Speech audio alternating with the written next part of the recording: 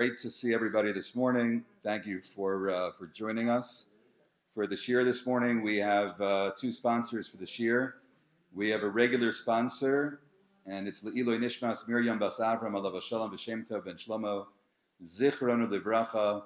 Also sponsored by Hillel Goldscheider, my brother, in memory of Alicia Chanina Zal, the yahrzeit being today. So I thank my brother for very, very special sponsorship of the shir. It should be Eloi Neshama to those that we have just mentioned. Okay, the shir this morning is a shir in Yana Diyoma, the topic of the day, and that is Purim. We are celebrating Purim. I don't know if you noticed outside all the children as they were making their way to school this morning. They were already dressed up. Purim begins today in Yerushalayim. They say it's a Purim Mishulash. It's 3 days. It's more than 3 days. I don't know. It's at least 4 or 5 days. And but for all of us, we have Tainus Esther tomorrow. Everybody is reading the Megillah at the same time. That's Thursday night. So all of OUisrael will be reading together Thursday night, Friday morning. And those that live in Yerushalayim, we have the very special opportunity of the 3-day, what's called the Purim Mishulash. Okay, so I want to study Rav Kook. What does Rav Kook have to say about Purim? What is it that spoke to Rav Kook, and what is it that he wanted to share with others? So I would begin in the following way, and that is which pasuk stands out in the Megillah for Rav Kook? Which pasuk would he say is the most important pasuk? We never speak about one pasuk being more important than others. So Rav Kook wrote the following. He wrote an article about one pasuk in particular, and it's the pasuk of Lech Kenos et Kol HaYudim. That's Esther Daled Ted Zion, and we all know the story well, that Esther recognizes that the Jewish people are being threatened by Haman with the possibility of destruction. So how do we respond to that? We respond, says Esther, to tell Mordechai and to tell the Jewish people, Lech Kenos et Kol HaYudim. We all have to be together. We all have to be unified. If we're unified, that's how we're going to be able to overcome our enemies. And here I want to share with you an article that Rav Kook wrote in which he highlighted this idea. And this comes from a sefer called Mama Rea Raya, which is a collection of different writings, different articles. And this article that we're about to read will highlight a few sections from the article and see what Rav Kook has to say, the beautiful language of Rav Kook. And this is an article that I believe appeared in a newspaper during his lifetime, that he was asked to write something about Purim for the public. You'll see that it has a little bit of a different style than some of his more mystical or complex writings. Here we have a little bit, I would say, straightforward. He's writing for the Hamonam. He's writing for the typical Jew that's living in the land of Israel, early 1900s, 1910, 1920, and he's writing a message for Purim. So he begins with the pasuk Lech Kenos et Kol Yudim. This is page 1. The very top of the page, Amarava, and then he quotes another pasuk or another phrase or statement teaching in the Gemara, Mechayev inish lebesume bipuria, that we have an obligation to get drunk on Purim adlo yada ben arur Haman lebarach Mordechai. So he quotes both of those statements from the Gemara Megillah. So look at what Rav Kook writes, and we'll see the words of Rav Kook. Bimei Purim eila, these days of Purim, b'sha'ot kashot halalu, these difficult days, Yisurim Makifim, Umimalim et Klal Yisrael, that there is danger, there's Yisurim, there's suffering that is surrounding Am Yisrael. Hagoy Kulo, the entire nation, Sarot Rabot Mibachutz. There's great suffering that is coming from the outside.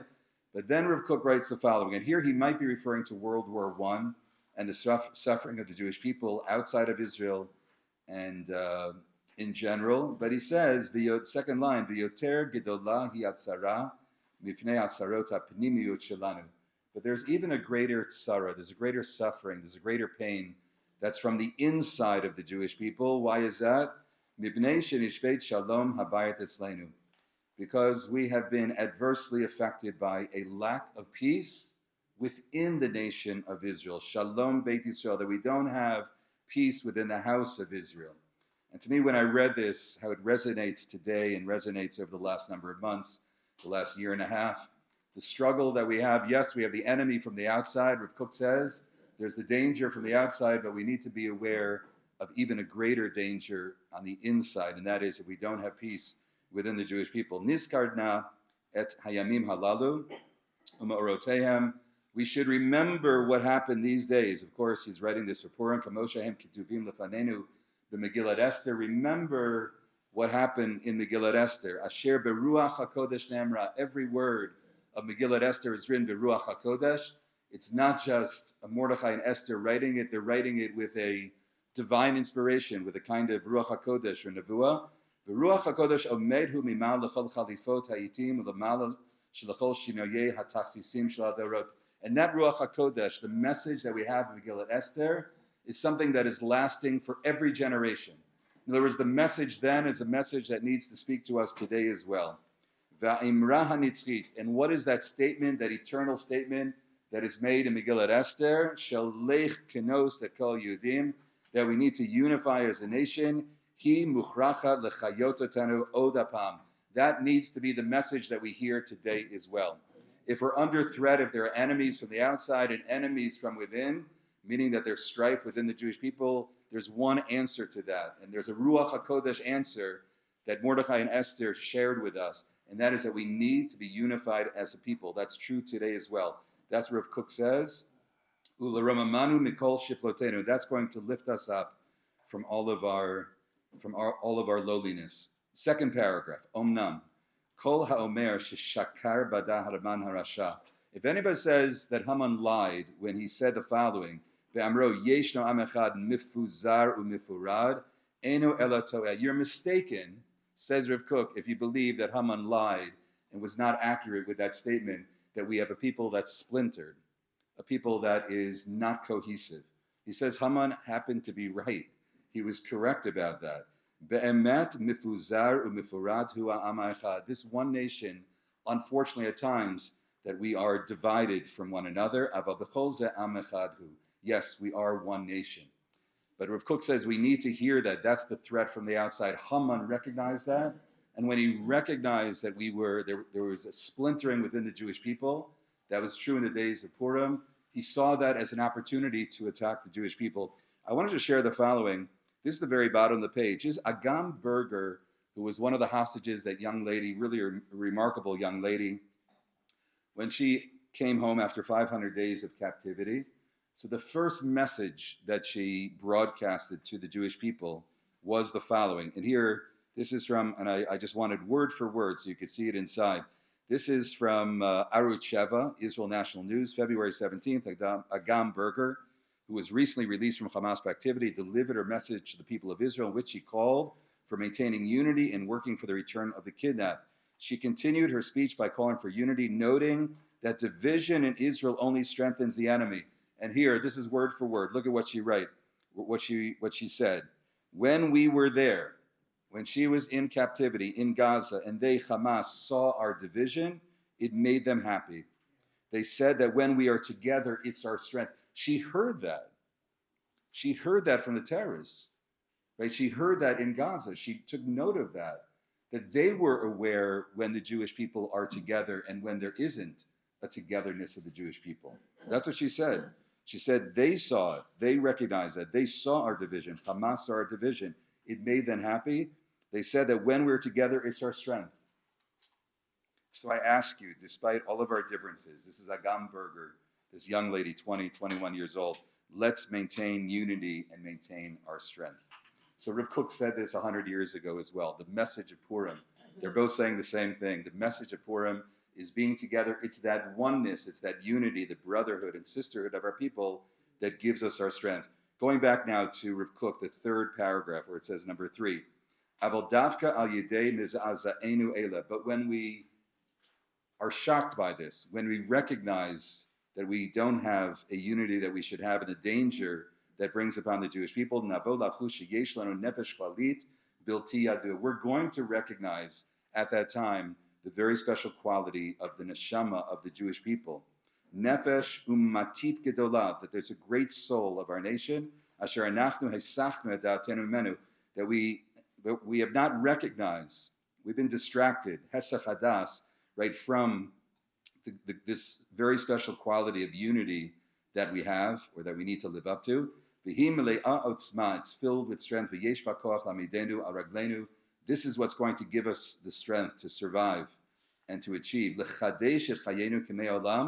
V'la'amod gam neged kol minei amalekim. This is what's going to give us the strength to stand strong against any Amalek that is trying to, if we are unified, if we're together, then we'll be able to overcome. Those that want to attack those that are weak. Amazing that Rav Kook is writing this, how it resonates today. Look at now paragraph number 4, coming to the close of Rav Kook's, this piece that he writes for Purim. V'yahadut tamira. This yahadut that is, tamir with a tet means a hidden. There's like a hidden Judaism, a strength that we don't always recognize. Habiltino dat gamlano datzmenu, that we don't always recognize. Zot haneshama hagdolah shaloma. This is the great soul of our people. Hagdolah hanoseit et sevel. We carry the burden of the entire world. Sevel ha'olam vet or ha'olam b'tocha. Hitodah lanu. It will become known to us. Biyamim hagdolim halalu. What Purim is all about is that we recognize the power of our oneness, the power of our nation, of what's so beautiful about the nation. And I'm sure many of you have noted the hostages that have come back, how many of them are talking about that they want to say the Shema, that they want tefillin, that they want Shabbat, that they felt that they want to be more attached to the nation of Israel. This is what's coming out. Rav Kook says this is what is going to be revealed in the Jewish nation, and this is something that is being revealed with the celebration of Purim, the oneness of OUisrael. Ume hamakom, right, 3 lines down in number 4. Ume makom eboti yadua shebenefesh ha'oma, and this place which we're not always aware of, this uniqueness of the soul of the nation. Tavo lanu habracha, a great blessing will come. Shalech kenos kol hayudim. That's the blessing of coming together, that we feel a bond with every Jew. V'anu tzrichim lahokir ma'od b'mei hapurim halalu. This is the message of Purim.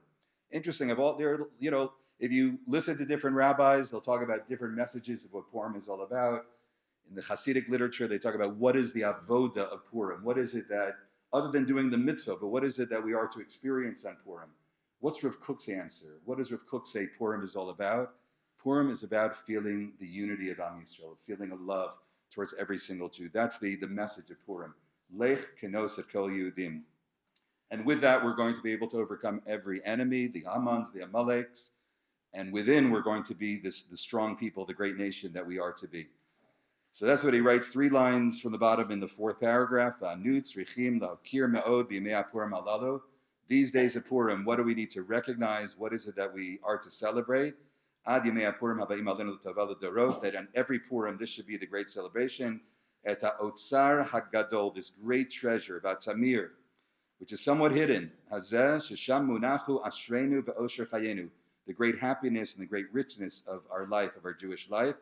And what is that? Uskulat am echad shalanu, the oneness of our nation. Tenatseach, this will be victorious. Et kol hatzad shel hamifuzar v'hamifurad shalanu. Even though at times there can be a divisiveness, but there's a oneness, inherent oneness that we have. Last paragraph. And here Rav Kook is going to come back to what he opened with the statement from the Gemara that says we are to get drunk on Purim. And here we go, the last paragraph. Ukivimei mor v'hadas. And like those days of mor v'hadas. Who is Rav Kook referring to? Like the days of, that's right, mor is a reference, this is a poetic way to say Mordechai, but mor means like the fragrance, but he's referring to Mordechai. Hadas, of course, referring to Esther. Like those days of Mordechai and Esther, Yomar Gam Hayom. We need to say today, Yeshno Am Echad. What does he say? Mi'ugad v'gavush. That we have a nation that is bonded together. We're connected. Mi'ugad, igud. Right? We're connected one to one another. That is what we are to celebrate on Purim. Omer b'chaseru. That's what stands for the Jewish people with all of its strength. Livnot et kol harisotav. Anything that's been broken within the Jewish people, we fix it by coming together. Asher bo genuzahi abracha, and in it has this great bracha of leich kenosa keyodim. And he ends. This is the last line of this article that he writes, the message that he writes to the Jewish people on Purim. Umechayev inish lebesume bepurim bepuria ad lo yada ben arur hamon lebarach Mordechai. And everybody has an obligation to get drunk, to drink on Purim. The Nemar, L'chaim, L'chaim. We all need to lift our glasses and say L'chaim, L'chaim to one another. L'chaim Tovim, L'shalom, L'chol Yisrael, V'imru, Amen. That's what it says. So what does it mean here? And I'm not sure, he doesn't really spell it out, but what does it mean when he ends this paragraph saying we need to drink on Purim to such a degree that we don't make any distinctions in between Mordechai and Haman? I think what he means, in a very simple way, is that we drink, that we're intoxicated with a love for one another. We're intoxicated. It's just an overflowing love. It's just bubbling over like the champagne, that we're just bubbling over with love for one another. That's what it means. Again, the drunk, actually the Ramah says this, drink a little bit more. If you usually have one glass of wine on Shabbos, you have 1.5 and you fulfill the obligation. That's for the Ashkenaz, that's the position of the Ramah. But Rav Kook is, here he's referring to the idea of an intoxication of love, of loving one another. Yeah, a comment or two? Yeah. Well, I just had a comment that sometimes I notice people have a really hard time trying to love others. Okay, yeah, we do, yeah. We have a very hard time with it. That would be like the extra cup of wine. What's that? That would be like you said, the extra cup of That's wine. the extra cup of wine, that's right. Just to put you over the top, Exactly. and so that you see that you're just loving everyone. Yeah, exactly. It's a Haman, it's a Mordechai. I don't know who's in front of me. I'm just hugging them. I'm loving them. That's the way that I understand he's suggesting reading it. Yes, please. This is a beautiful book. I'm wondering what it was. Was there anything at the time that he was alive and made him view it around himself? He wasn't talking about what took place thousands of years ago. Yeah. But he was saying, Yes. is there any history? Yeah, it's a good question. It's a good question. He is addressing that moment as well. He's writing that there are difficulties that are surrounding us, there are enemies surrounding us. I think that's any time. But he says we have a problem. You're right. He is identifying, he's pointing to a certain problem within the Jewish people. There's a lot of division. But I would say, if you ask sort of historically what's going on, we do know one thing that he is addressing in his lifetime, where there's a great division within the Jewish people. Anybody know? And this is something that he puts tremendous effort in trying to bring together two communities, and that is the Chalutzim, right? Those that are coming back who are not religious, and the religious community of Israel that's there. And there's a tremendous tension between those two. He's trying to bridge that gap. So it could be that that's what he's referring to. Okay. All right. Let's continue now. Let's go to page 2. How does he suggest Please. those two together? How do we do it? How does he suggest? Oh, how does he suggest? We have to see the best in others. He says we have to go beyond. We have to look beyond skin deep. We have to see the neshama in the other person. That's yes. I think that's what he says. You have to see the neshama. If you would look at another person and not see their face, and not see what kind of kippah they're wearing, and not seeing if they're covering the hair or not covering the hair, but you went straight and saw the neshama, you would love Jews more. And that's what Rav Kook says. Look at a person and see the neshama of the other person. Stop looking at everything on all the exteriors. Yes, please. He demonstrated in his lifetime. And he did it. Oh, did it? You're asking if he or you're saying? No, I'm saying. Yeah, and he did it. Absolutely. He demonstrated that, exactly. And he saw the love, and he wrote about the greatness of the Chalutzim. He said, they're the holy of holies. They're the ones that are building the country. He saw the best in others. It's seeing the best in others. Okay, let's turn now to page 2. Page 2 is just a great example, a beautiful example of what it means to see the best in others, to appreciate every member of Klal Yisrael. This is a Gemara in Brachos. It's Nun Ches, Daf 58, Amud Aleph. And it raises an interesting question about a bracha that is recited when you see a massive number of Jews. The Gemara says if you are in a gathering where there is a massive number of Jews gathering together, there's a particular bracha that can be recited. And let me just read to you what the Gemara says. This is Gemara, again, Daf Nun Ches Amud Aleph. Just go to the second paragraph. I have it translated on the right side as well. Tana Rabbanan, Haroeh Uchluse Yisrael. Uchluse means a multitude of Israelites, of Jews, that are joining together. They have, like in New York, when they do the Siyum of the Daf Yomi, they rent out some of the big stadiums in New York and New Jersey. You have about 100,000 Jews that come together. Can you make a bracha when you see all those Jews? You're standing in that stadium with 100,000. The answer is no. You can't make a bracha. Why not? You need to have 600,000 Jews in one place, and then you can make a bracha, the special bracha. So it says the following. We'll talk about that in a moment. Tan Rabbana Roach Lusa Yisrael Omer Baruch Chacham Harazim. Now, if you were to write the blessing, the bracha, for seeing 600,000 people, what kind of language, text would you use in that bracha? You say something along the lines of how great it is that the Jewish, the unity of the Jewish people, right? The awesomeness of coming together, something like that. But the Gemara says, what is the bracha? And by the way, we paskin this way. It's in Shulchan Aruch. Shulchan Aruch says, and we've had that in Israel. When Rabbi Yosef passed away, there was a funeral. It had over 600,000 people, and this bracha was recited. There's been other gatherings. Some say also Lag BaOmer, that they've had 700,000 Jews in Meron. Unfortunately, there was a very bad incident with that. But also that there are times that in Eretz Yisrael, we've actually reached that number of having that many Jews, and a bracha can be recited. But what's the bracha that's recited? Baruch, blessed are you, God. And you say, the Gemara doesn't, it's Baruch atah Hashem Elokeinu melech haolam. Chacham, you are the wise one, God. HaChacham harazim, who knows the secrets of every person there. Meaning that everyone that's present is different than the other. That's what you're blessing at that moment. Look at what the Gemara says. I'm just continuing. And the Gemara actually spells out the meaning of the bracha. She'ein da'atam domeh zelazeh. That everybody that's present does not think the same thing. We don't all have the same opinion. Every single person in this room has a different background, a different opinion, a different way of looking at things. That's what we're celebrating. That's the bracha that's recited when 600,000 people come together. Ve'ein partzufein domim zelazeh. There's no two faces that are alike in that crowd. 600,000 Jews, maybe a couple of twins there that look very similar, but everybody's face is a little different. And just like our faces are different, our dat is also different. We're different from one another.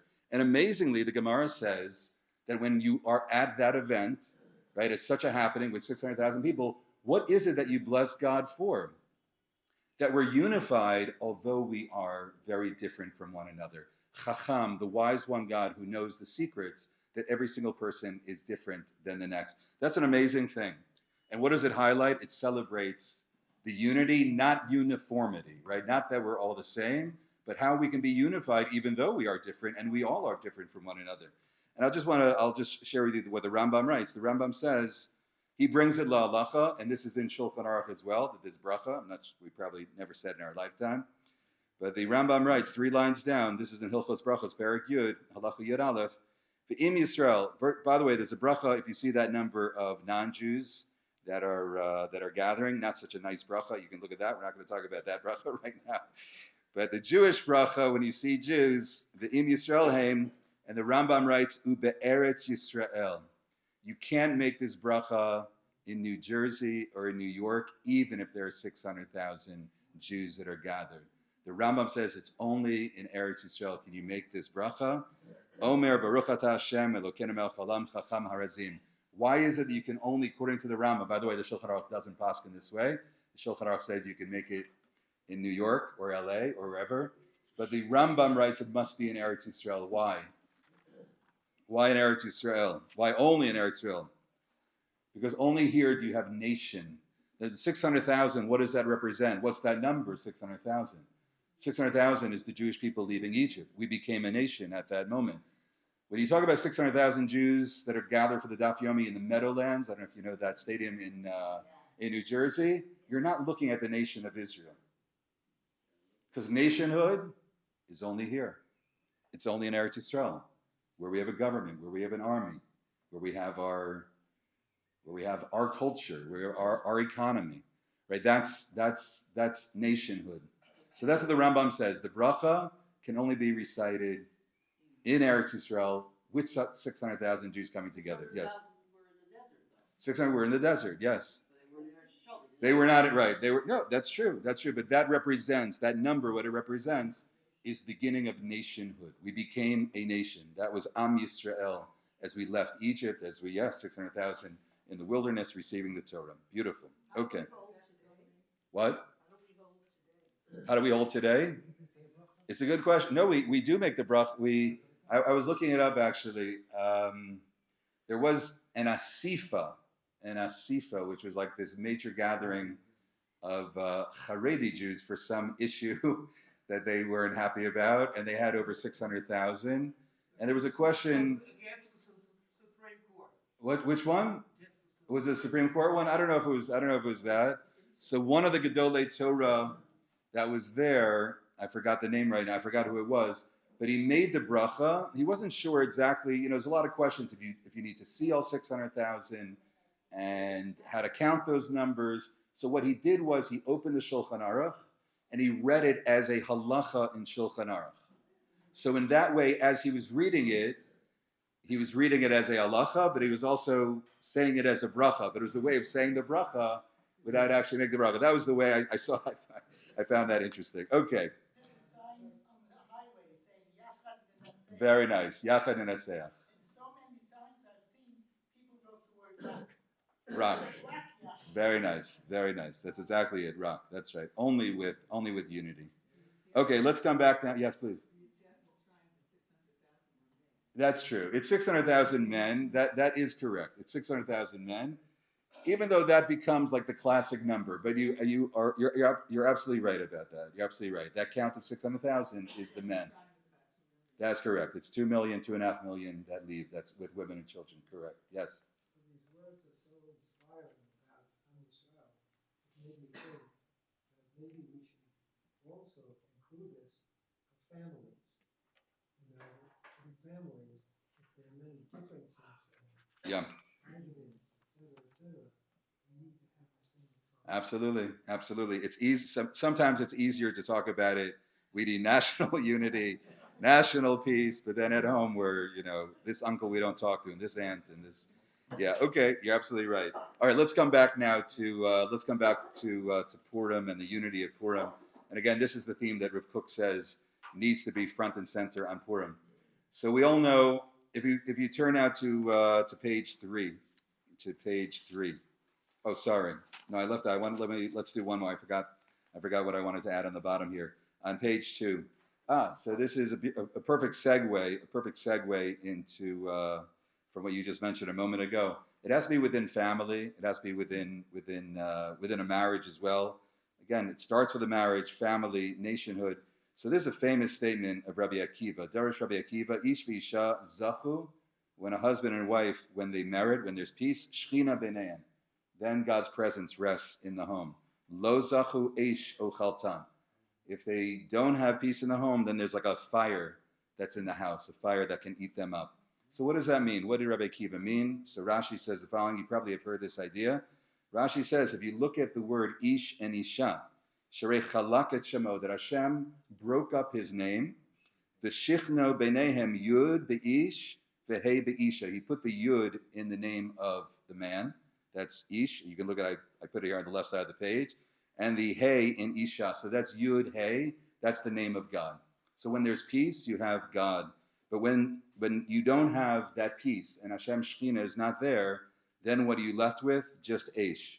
Right? Lo zachu eish al chaltan shakadosh baruch hu misalek shemo. He then leaves. He's no longer interested in being in that kind of household where there's a lot of bickering, where people are not getting along. He leaves. Shmo mibeinayam v'nimtzu eish ve'eish. What do you have left? You just have a lot of eish. You have a lot of fire there. So I came across a very interesting idea. So that's Rabbi Akiva, and that's Rashi's interpretation of Rabbi Akiva's statement. But I saw just one very beautiful idea. This is the Chafetz Chaim. According to the Chafetz Chaim, what do you have in this case where the Yud and the Hey are not there? Eish, Eish. Meaning you have the same exact letters, the Aleph and the Shin, Aleph and Shin. And what does that represent? That both parties want the other to be exactly like them. That's what you're left with. Everyone wanting the other to be exactly like them. How do you bring peace? Peace is when we recognize that not everyone has the same idea. Not everyone has the same approach. And that's how we bring peace. Let's now go to page 3. We're going to skip that. We'll save this for another time, the Meshech Chachma on top. And I want to come back to Purim. So Purim and the whole idea of unity in Purim is something that we see in all the mitzvot of the day. I don't know if you ever heard a way of remembering the 4 mitzvot of the day, that they all start with a mem. Right? The 4 mems of Purim. So you have Bishloach Manot, Matanos Evyonim, Megillah, Mishteh. Thank you, Mishteh. So some people call it Suda, but if you use the word Mishnah, then you have all four of them that are all starting with a mem. One way of remembering all of the mitzvot of the day. So in a lot of the literature, it talks about why these mitzvot per se. What is it about these mitzvot that they enacted these rules for the day of Purim? And the Sfas Emes, and I'll just read a line from the Sfas Emes, but many say this, that every mitzvah that you have is a mitzvah that's all about achdus, of bringing people together. Mishloach manot, we're giving gifts to one another, that's increasing a bond with one another. Matanas evyonim, they were caring for the impoverished, they were connecting with the impoverished. The Sfas Emes writes, Hakol ba'avor ha'achdus, all of the mitzvah of the day is great achdus. The Megillah reading, Barovam, that we come together for the reading. You're not really supposed to do the reading privately. It's supposed to be done in a congregation, that you're seeing one another, that we come together as a kihila. And what is the other one? Yeah, Mishteh. Thank you, Mishteh. And the Suda. And the Suda is, it starts with a family. It starts with friends, right? It's a place to come together. So I want to just share one really interesting idea. This is from one of the classic Bali Musar, Rav Yerucham Levovitz, going back about 100 years, 150 years. He was a Rebbe in the Mir Yeshiva, not the Mir Yeshiva in Yerushalayim, going back to the original Mir. He was one of the great Bali Musar. And he writes the following. He has a sefer called Sefer Das Chachma u'Musar. And he says, what is the mitzvah Mishloach Manot all about? 3 lines down, he quotes the Bach, Shekevan, Shekol Inya Mishloach Manot, Hu Shiehei Sameach Im Ohavav V'Re'av. It's a way of creating a greater love and a greater joy between people. Ulahashchin B'neiam Ava Achva V'Re'us. You're giving gifts to one another, and that brings people closer together. But then he writes the following. And this is new. This I never heard before. And he says, Mi'ikarei ha-mitzvah. What is the essence of the mitzvah Mishloach Manot? Hu sheyishlach lemi sheyesh lo tina ukepeda alav. You are to send to somebody that you're not getting along with. That's what he says. Mishloach Manot is not to give to your best friend down the hall. Right? That's not, he says that's not Mishloach. He says the essence of Mishloach Manot is a way to make up with somebody, is a way to reach out to somebody they haven't spoken to, right? Somebody that you had a falling out. That's what he says. Right? Somebody they're really not, he says, you're really not getting along with that person, that's where Mishloach Manot should go. Maybe not all of, maybe you can give to your friend, but find one, maybe he's saying, at least find one person in your list of Mishloach Manot, add one more, that person that I'm not talking to, I'm going to bring that person Mishloach Manot. And he said, look at what he writes. V'chein sarich shtei manot. And that's why you need 2 items. Davar chashuv, b'chdei sheyitpayes. Because you're trying to make up with that person. And if you just got them one thing, that doesn't, that's not enough. You got to show them that you really care for them. So you have to have at least 2 items, not just one item there. Right. That's true. Well, maybe you can do that also. And he writes the end, Sharshei mitzvah elu, what are these mitzvot all about? Hu shetitrabeh ha'ava. Because it's all about, what is Purim all about? There should be greater love. Like Rav Kook says, it should be a day of greater love within the Jewish people. The yesodo shel Purim, the very essence of Purim, hu ahava ve'achva. It's a day of love, it's a day of togetherness, a day of brotherhood. So he follows the words of Rav Kook. The same idea. Okay. Rav Kook at his Suda, he was having his Mishteh, his Sudas Purim. And here we can go to page 4. There was a very well-known individual who came into his Suda. He would have a Suda for many hours, like many rabbis, kind of like an open door. People are coming in, people were stopping by. And a certain individual came in. His name, not a name that we would know. His name was Rabbi Moshe Betzalel Chodesovitz, if I'm pronouncing that correctly, I think so. So he actually was an influential figure. He was a fellow that helped bring Rav Kook to Israel. He lined up the position for him, I think some of the salary as well, that he was involved in bringing Rav Kook. So they were close friends. He was a very learned rabbi as well. And according to the story that you have here, I'll just share it to you outside. This is from Moadei Araya. It's a beautiful collection from Reb Neria, Moshe Tzvi Neria, of teachings and episodes in the life of Rav Kook around the holidays. So this man came in, very influential figure, And here he describes he was very, very happy, maybe a bit tipsy at that point. It's Purim afternoon. And he says to Rav Kook, he says, I'm going to quote a verse from the Torah, and I want you to tell me how this verse relates. He was like testing him, like in a sort of in a jovial way, a Purim away. But he said, I'm going to just quote a pasuk that, it would be a real test to see if there's any way to connect that with Purim. So he quotes a pasuk from Bereshit, Ve'achot lotan timna. Now, what is that? You're probably not familiar with it. I need to look it up as well. It's the genealogy of Esav, like Esav's family. And in it, it says that there was a woman, Ve'achot lotan, the sister of Lotan was Timna. So he says, can you tell me how that relates to Purim? This is the question that he asked Rav Kook. And Rav Kook says, not only does it relate to Purim, but it's actually the very essence of Purim. It's the very story of Purim, all begins there. And he quoted the following Gemara. It's a Gemara that I have here. It's Sanhedrin. It's Tzadi Tes Amabez. It says that there was a woman, Timna. Timna. I don't know if you ever heard that name. It's a personality of the Torah. The Gemara says that she came to Avraham, she came to Yitzchak, and she came to Yaakov, and she wanted to convert to Judaism. And they sat with her, they spoke to her, and it turned out that they said that the door is not open. We don't see that you have a place within the Jewish people. They did not allow her to convert to Judaism. And the Gemara says that she took offense to that, and she married the daughter of Esav, the son of Esav, Eliphaz, and Eliphaz and Timnah had a child. And the name of that child was Amalek. That's correct, was Amalek. That's the beginning of Amalek. So, what's that? They did not get married? Oh, they just had, really? Okay. Okay, good. You're right, by the way. It was a very good. Okay, you're right. Very good. Technically it was not a marriage. It was a shivcha. It was a concubine. You're right. You're right about that. Why did they not accept her as a That's a good question. That's an excellent question. It's not clear. The Gemara doesn't say. It just says, the Gemara itself says that they came to Avram, Yitzchak, and Yaakov. Now, by the way, Avram is accepting everyone. That's like his, that's what he's doing every day. The nefesh harasu b'charam. And so that's what some of the Farshim say. The fact that she wanted to marry in, meaning it wasn't sincere. One night a week, I teach in a conversion program here in Jerusalem. The Rabbinical Council of America has a program for converts. And very often, the people that want to convert are people that already are dating somebody, like an Israeli. They met an Israeli. They met them in Hong Kong. They met them here. Now they're back in Israel.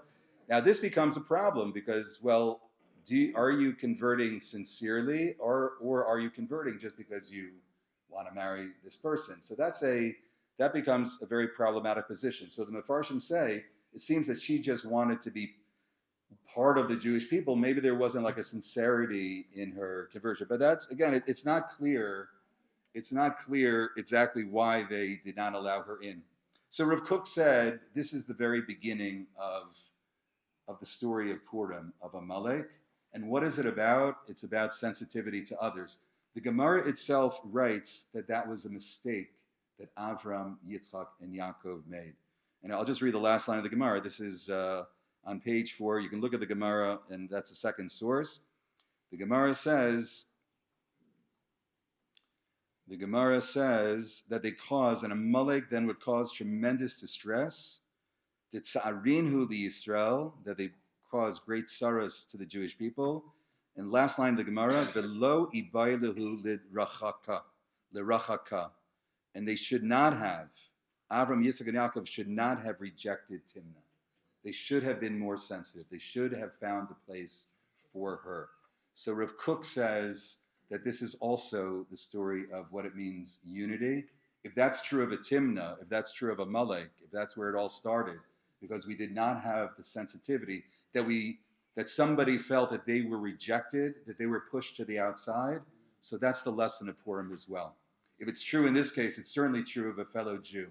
That a fellow Jew, we can never allow a fellow Jew to feel rejected, as if they're being pushed away, as if they're not being embraced, being accepted. That's what Rav Kook said, and he said that's the essence of Purim. Yes, please. So does that mean that when we were in the Dallas Mitzrayim for the 200 years, Yeah. And so there were Egyptians who wanted to marry into the OUisrael, B'nai Israel. Yeah. They were married in, and then they had children. They had no education. They had nothing. They were just part of the family because they married in.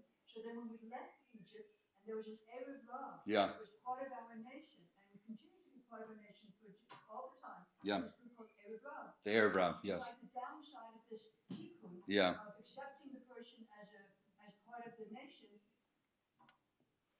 Yeah. What's interesting is that the Erev Rav were accepted, and Rav Kook actually writes that in another place, that Moshe Rabbeinu could have said no to anyone else that wants to join us as we're leaving Egypt, and he accepted the Erev Rav, and it wasn't so easy. In other words, many of the Farshim say the Egel HaZahav, the sin was not the Jewish people. It was that Erev Rav, that other group that was with us. Well, you don't believe that? Okay, the Farshim say that. It was their influence, it was their impact. It wouldn't have happened otherwise. But okay, so it's not an easy thing. But Rav Kook says the greatness of Moshe Rabbeinu is that he brings in the Erev Rav. In other words, that he sees that these Egyptians want to be a part of the Jewish people, and he brings them in. So yeah, fascinating. Yes. I think one of the big nisyonot that we're all talking about is children who go off the derech. Yes, yes. And it's hitting all sectors. Yes. And I think that we don't know the reason, we have no clue. But one thing I know, this is the message. Yes, absolutely. And Rav Kook writes about that as well, and speaking about within a family, and never to reject, right? Never, and we're learning that today. The Jewish community is very sensitive to that today. I think 30 years ago, 50 years ago, less so, where somebody was rejected keeping Shabbos or kashrus, or it meant that you really were not welcome any longer in the home. That's no longer the case. And Rav Kook was preaching that message that we can't, within the family of Klal Yisrael, that we can't do that. We have to find a way to be embracing. Let me yes. Okay. All right, we'll get to that. We're gonna do that. We're gonna give Rav Kook's answer to that. Let me conclude with two items. One other story from the table of Rav Kook, his Suda's Purim. So I mentioned that Rav Kook opened his home. This goes back to his years in Jaffa. It was true in Yerushalayim as well, but this story took place when he first came to Jaffa, to Yafo. And he had an open table, an open door, and people came in. Beggars came in as well. They wanted their gifts, their matanos levyonim. And many of them would also take a seat at the table was there. So they sat down and they took part in the meal as well. A number of them were not acting appropriately at the meal, the way that they were eating, the way that they were talking. And at some point, the shamish, or one of the helpers of Rav Kook, said, you know what, I think at this point, we can invite them to leave. Like we've given them their tzedakah, they've eaten a bit, we can tell them it's now time to go. So Rav Kook said the following, and he quoted from the Rambam. And this actually is a Rambam that's worth repeating every year. The Rambam says that the majority of the money that one spends on Purim should be the matanos levyonim, should be the gifts to the poor. Many of us make the mistake. We spend a lot of money on mishloach manot. Right? We buy 100 shekel, 200 shekel, all these fancy mishloach manot. We spent a lot of money on that. And then we give 20, 30 shekel, to the matanos levyonim. The Rambam writes, make sure that the money that you're spending, the majority of the money, goes to the matanos levyonim. And then the Rambam writes the following. This Rav Kook quoted. The Rambam says, "She'ein sham simcha gedola mefura ela l'sameach lev aniyim." There's nothing more beautiful than to uplift the heart of an ani, of somebody who's impoverished, somebody who is down. Now again, it's nice to give mishloach manot to your friends, and it's nice, it's cute. It's not just cute, it's a mitzvah to do that. But the Rambam says there's nothing like that mitzvah. That's the wording of the Rambam. She'hamisameach lev, says the Rambam, dome l'shchina, that the person who does that is emulating the Shechina. That's a divine act. Mishloach manot, giving the baskets, he doesn't say that's a divine act, but it's a divine act to lift somebody up, somebody who's impoverished, somebody who's on the outside, somebody who's down, somebody that doesn't have the money, to help them out. So Rav Kook said, if they're sitting at the table, the mitzvah isn't just that I give them tzedakah, that they feel uplifted. And they feel uplifted. They feel good about the fact that they're sitting here at a table and eating. We're not going to ask them to leave. So that was Rav Kook and the story of those beggars at his table. One last, yes, please. I just want to say, when I first made Aliyah Yeah. Diplomat Hotel had a lot of Russians. Yes. And friends of mine who knew about this, she said, we speak Yiddish. Uh-huh. And they really like that. So I went, we went there, and they were so thrilled. Beautiful. To speak Yiddish, and Beautiful. also they welcome you in because they want you to see their apartment and how they live. Beautiful. Beautiful. That's exactly right. It's exactly right. And that's what the Rambam says. The giving of Matanos Evyonim is not just, sticking it, just giving it to them. If there's a way to also lift their spirits when you do it. It's not always easy to do that. We often feel somebody's knocking on our door. But if we can lift somebody's spirits then that should be done in a way that the person feels good about it, that they feel uplifted. Okay, the last item, which is just a very, very beautiful thing that happened last week and a half. You may have read it in the news. There are two widows of soldiers of Israel that recently got engaged just in the last week. Their husbands were killed in Gaza. The name of one of the women is Shaked Kogan. The other is Meitar Eliyahu. Shaked Kogan, her husband was killed in Gaza. His name was Dovi. They had 3 children. He was studying at the Technion, studying to be an engineer. Very, very talented young man, Dovi. He was killed in Gaza. And Meitar Eliyahu, her husband, Yedidia, also, they have 3 children. And both husbands were killed in the same week in Gaza, Shaked Kogan and Meitar Eliyahu. And both of them got engaged this past week. And both of them, I don't know if they coordinate, I don't think they know one another, but in the announcement that they put out, like to their friends, and I guess it may have been on social media, like on Facebook, the announcement, they both began their announcement that I got engaged, with the following pasuk, or the following it's a tefillah that we all know from the Chadodi, which is Hit Na'ari Me'afar Kumi Livshi Bigdei Tifarte Chami. Both of them began their announcement that they got engaged with that. And what are those words? Hit Na'ari Me'afar Kumi, shake off the dust of mourning and put on the beautiful garments. Shake off the dust of sitting in mourning and put on the beautiful garments of a bride, of getting married. So this is, when we speak about unity and coming together, this is a very, very beautiful kind of unity of coming together, the most beautiful of a husband and wife. We wish them mazel tov, and that this should be a sign of unity of all of Klal Yisrael. And Rav Kook said that this is the avodah. This is, other than technically doing the 4 mitzvot of the day, what is it that we're supposed to feel inside? That's what Rav Kook is asking. Right? What's the experience? I know what we're supposed to do, right? B'shalach manom, matanos evyonim, suda, megillah. Right? Those are the things those are the technical procedures of the day. But what is the avodah, the inner work of the day? Right? What is it that we're supposed to feel on Purim, that we're supposed to walk away from Purim feeling? And that is a greater sense of achdus, of loving every Jew, of not judging other Jews, of feeling a bond with every Jew. Lech kenos kol hayudim, says Esther, bring everyone together. There has to be a oneness, and that oneness is going to be our success. All right, I wish everyone a wonderful Purim Sameach. Y'all take and everyone should have an easy fast tomorrow, and we're all reading the Megillah at the same time, Thursday night and Friday morning. And those that live in Yerushalayim, enjoy the Purim Mishulash. 3 days of Purim. Okay.